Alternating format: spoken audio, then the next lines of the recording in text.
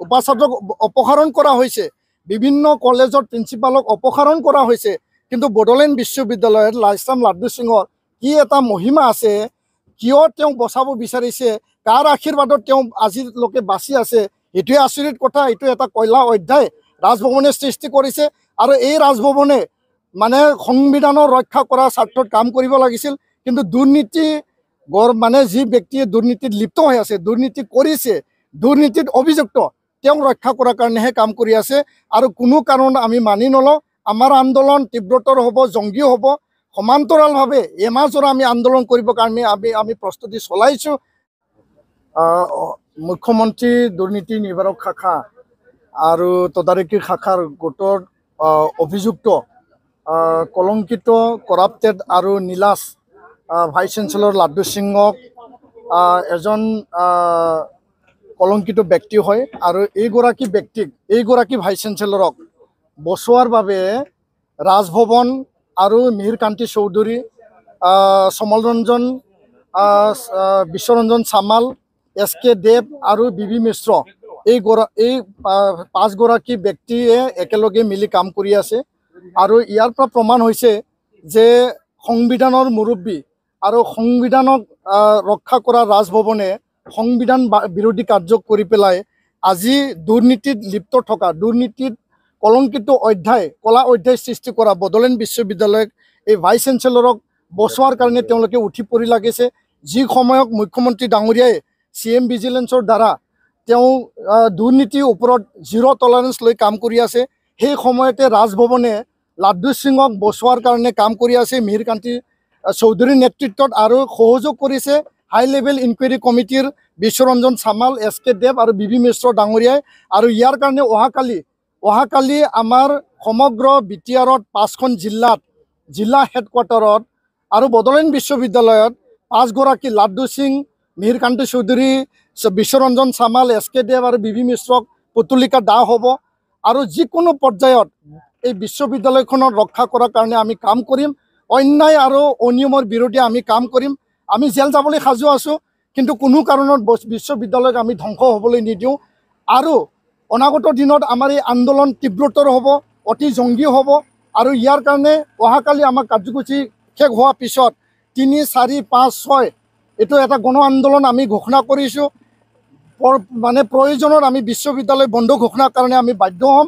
আৰু প্ৰধানমন্ত্ৰী, সন্মানীয় ৰাষ্ট্ৰপতি আৰু গৃহমন্ত্ৰীক আমি স্মাৰকপত্ৰ প্ৰদান কৰিম, যাহাতে বড'লেণ্ডত এই ঐতিহ্যমণ্ডিত প্ৰেষ্টিজিয়াছ আৰু ইমাৰ্জিং বড'লেণ্ড বিশ্ববিদ্যালয় যাতে ৰক্ষা হয়।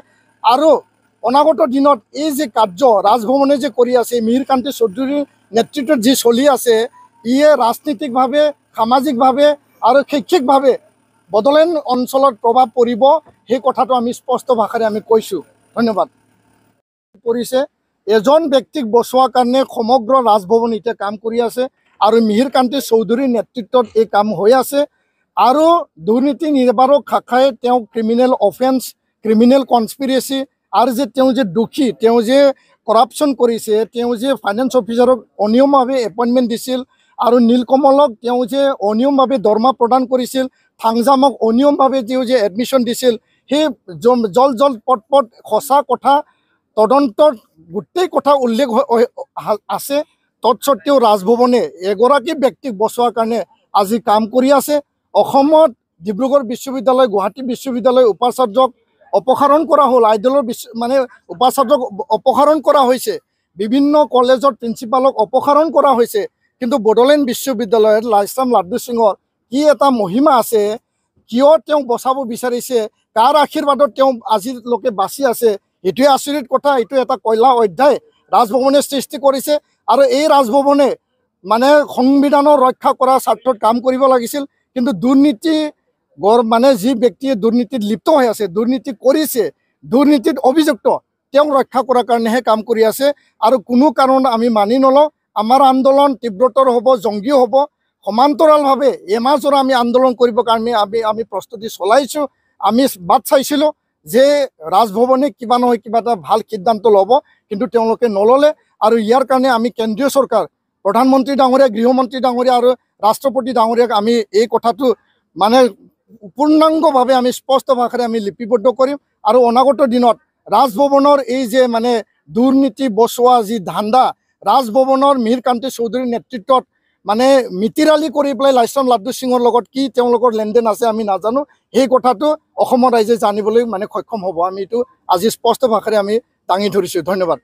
যে মৰ্মান্তিক ঘটনা, CITৰ এগৰাকী ছাত্ৰ, সেই ছাত্ৰই যোৱাকালি গৌৰাং নৈত গা ধুবলৈ গৈ পেলাই সলিল সমাধি ঘটা বুলি আমি গম পাইছোঁ।